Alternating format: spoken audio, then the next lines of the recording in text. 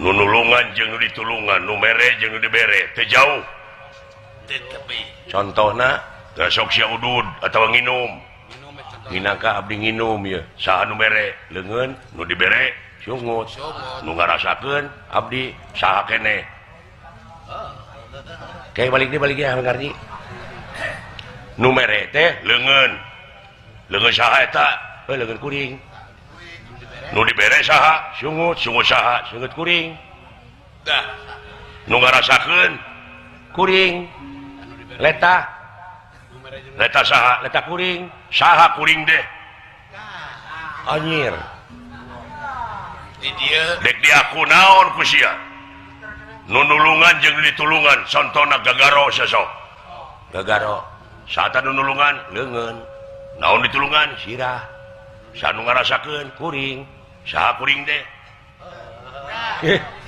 cepot mati indung bapa sanggeusna gelar kadunya naon tuh kamanusiaan bergung tah bersatu nanti dina wujud urang geus bersatu ngan pilih narek bersatu dina kajahatan narek bersatu dina pengabdian dua jalur pamilih geus aya di mana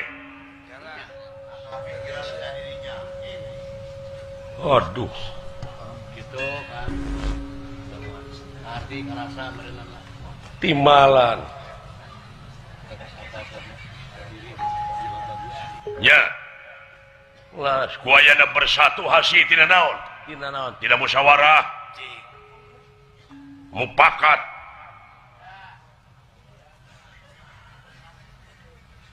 cek rasa hanaang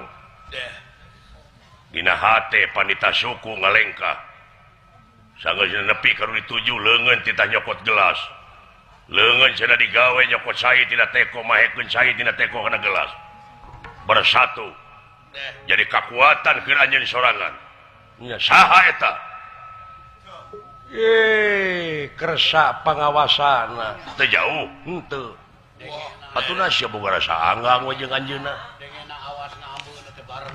dengena awasna ambeuna bareng pan timalan karaos nu bulet panggih nama ku monyet